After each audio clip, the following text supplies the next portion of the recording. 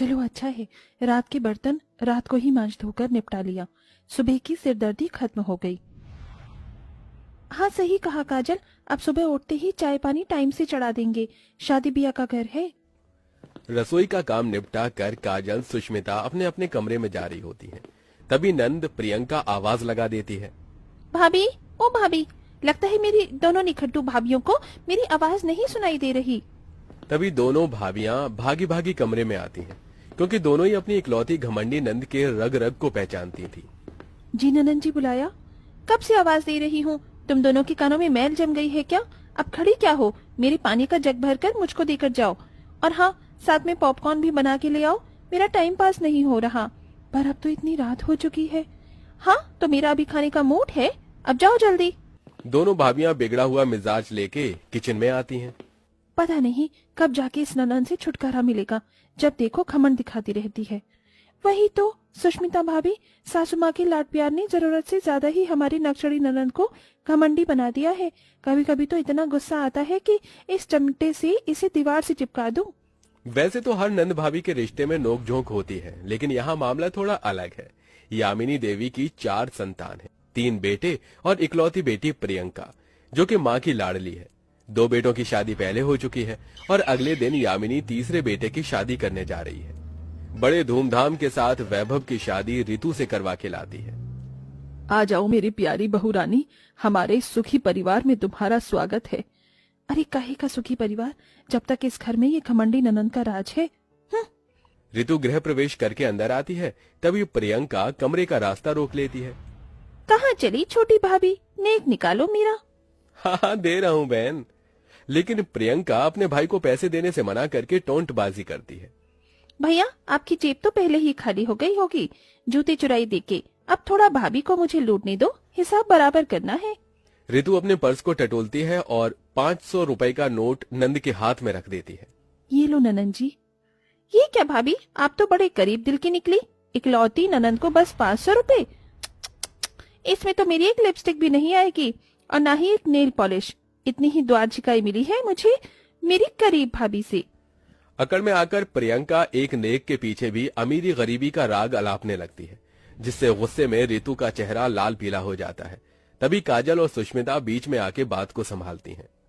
देखो तो देवरानी जी के चेहरे पर कितनी थकान दिख रही है। चलिए देवरानी जी, हम आपको कमरा दिखाते हैं। दोनों ऋतु को कमरे में लाती हैं। वो गुस्से में उबलती हुई बैठ जाती है। छोड़िए मुझे जेठानी जी, ये ननन जी क्या मेरी सास लग रही है जो उनकी तरह ताने मार रही थी? ऋतु हमारी ननन घमंडी मिजाज की है और सासू माँ की लाडली और भाइयों की दुलारी, इसलिए उससे पंगा मत लो, एकदम टेढ़ी खीर है। दोनों किसी तरह ऋतु को समझा बुझा देती हैं। इसी तरह से दिन बीतने लगते हैं।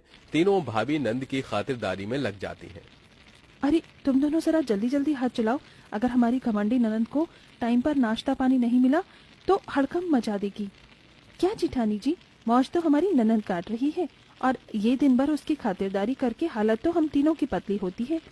तभी बिस्तर पर पड़ी नंद कमरे से चिल्लाई। भाभी, ओ भाभी, नाश्ता लाओ मेरा। ये लो काजल, जल्दी से नाश्ता देकर आओ। नहीं भाभी, मैं नहीं जाऊंगी सुबह सुबह मौत के मुंह में हाथ डालने। मैं देकर आती हूँ नाश्ता। ऋतु पसीने में भीगी नाश्ते की प्लेट लेकर नंद के कमरे में भागती है, जहाँ एसी में बैठी वो कान में हेडफोन लगे फुल मस्ती में गाने चलाए हुए थी। जीने के हैं 4 दिन, बाकी है बेकार दिन, जाए जाए जाए जाए, एक बार जो जाए जवानी फिर ना आए, हे जवानी फिर ना आए। देखो तो बिस्तर पर पड़ी धुर्राते काट रही है और हम पसीने बहाए। ननन जी नाश्ता लाई हूँ। ये क्या भद्दा सा खाना बनाया है, फली, छी छी, मुझे इसमें से बदबू आती है। तब से इतने घंटे लगाकर तुम तीनों भाभीियों ने ये बीरबल की खिचड़ी बनाई है बस। अपनी घमंडी नंद के इतने नखरे करने पर ऋतु ने कहा। ननन जी, हम तीनों ने मेहनत से लगकर ये खाना बनाया, क्या झूठ मूठ के नखरे दिखा रही हो, खा लो। ये सुनते ही चिड़ोकली घमंडी नंद बोलती है। मुझे नहीं खाना, जाकर मेरे लिए पनीर पिज्जा लाओ, अब जाओ। ऋतु कलप कर नाश्ता लेके किचन में आती है। इधर घमंड में चूर नंद पूरे कमरे के फर्श पर पानी बिखरा देती है। मुझसे जुबान लड़ा रही थी ना, अब मजा चखाऊंगी उसको, आते ही रायते की तरह फैल जाएगी इस पे। कुछ देर में पिज्जा लेकर रितु कमरे में आती है और पानी पर फिसल कर मुंह के बल गिर जाती है, जिसे देख देख कर नंद खूब खिल्ली उड़ाती है। क्या भाभी, दिन दहाड़े रंधोती हो गई हो? क्या बेचारी रायते की तरह बिखर गई? दर्द और पीड़ा से रितु की आंखों में आंसू आ जाते हैं। मुझको पता है ये तुमने जानबूझकर किया है। दांत पीसते हुए घमंड से ऐंठकर नंद बोली, हाँ किया, क्या बिगाड़ लोगे तुम मेरा? रितु का हाथ और कमर पर नील पड़ जाती है। वो पूरी बात सुष्मिता काजल को बताती है। बस अब बहुत हो गया, इस निकट्टू ननन ने जीना हराम कर दिया है। अब तो कैसे भी करके इसकी विदाई करवानी पड़ेगी। पर ऐसी ठाठ की जिंदगी देखकर वो शादी के लिए हाँ करेगी भी। अगर हमारी खमंडी ननन सीधे सीधे नहीं मानेगी तो कुछ चक्कर हम भी चलाएंगे। वैसे भी जब घी सीधी उंगली से नहीं निकलती तो उंगली टेढ़ी करनी पड़ती है। तीनों अपने अपने पतियों से नंद की शादी की बात करती हैं। देखिए जी, अब हमारी ननन ससुराल जाने लायक हो गई है, इसीलिए उसकी विदाई कर देनी चाहिए। और फिर हम भी तो अपना घर छोड़कर आए हैं। हाँ, ठीक है काजल, हम रिश्ते देखते हैं। ये तीनों भाई तो सुस्त मुर्गे हैं। ये रिश्ता देखेंगे तो शादी इस साल में नहीं अगले में होगी। कैसे भी इस खमंडी ननन की विदाई इस साल में करनी होगी। अजी, रिश्ते की चिंता मत कीजिए, हम भाभियां हैं ना, देख लेंगी। तीनों पंडित को खूब दक्षिणा देती हैं, जिसके बदले में पंडित उन्हें जल्दी रिश्ता लाकर देता है। अब चट मंगनी पट ब्याह करके वो नंद की विदाई कर देती हैं। लेकिन कहते हैं ना, जैसे को तैसा ही मिलता है। प्रियंका की नंद शिखा उससे भी 4 गुना घमंडी मिजाज की थी और सास मोहिनी भी एकदम मीठी छुरी थी। आओ आओ बहू, तुम्हारा स्वागत है। मम्मी देखो ना, भाभी का लहंगा कितना थर्ड क्लास है, ओल्ड फैशन। ओ, ये सुनकर प्रियंका आंखें तरेरने लगती है। मगर अब बात बदल चुकी थी। वो उस घर की बहू थी। जैसे ही प्रियंका जोड़ा पहने आगे बढ़ती है, नंद पैर मारकर गिरा देती है। उप्स, क्या हुआ भाभी? आंखों में मोतियाबिंद है क्या? नीचे देखकर चलो ना। मन तो कर रहा है एक थप्पड़ दूं, घुमा के, हड्डल सी तो है। इसी तरह वक्त गुजरता है। शिखा किसी न किसी बहाने प्रियंका परेशान करती। सास नंद की फरमाइश पूरी करते करते उसका दिन एक पांव पर बीतता। भाभी, ओ भाभी, अरे ओ मेरी बहरी भाभी, कहाँ हो? जल्दी से मेरे लिए ठंडा ठंडा जूस बना कर लाओ। मैं बर्तन धो रही हूँ, ननन जी जाकर बना लो। ये सुनते ही सास वहाँ धमक जाती है। क्या कहा तूने बहू? तेरे रहते मेरी बेटी जूस बनाए तो क्या इस घर में रहकर अचार डालेगी? हाँ, ये बर्तन छोड़ो, जाकर मेरी लाडो को जूस दे। सास के फर्क को देखकर प्रियंका की आंख से आंसू छलक जाते हैं। वो पसीने में भीगी हुई नंद के लिए जूस बना के लाती है और गिलास झनक कर रखती है। ये लो, पियो अब। हाउ डेयर यू, तुम्हारी हिम्मत कैसे हुई मुझे घमंड दिखाने की? हाँ, गरीब कवार कहीं की, ये कैसा घटिया सा जूस है, इसमें टेस्ट नहीं, जाके दूसरा बना कर लाओ। ये कहते हुए घमंडी नंद गिलास तोड़ देती है। दोनों के बीच में चिकचिक होने लगती है।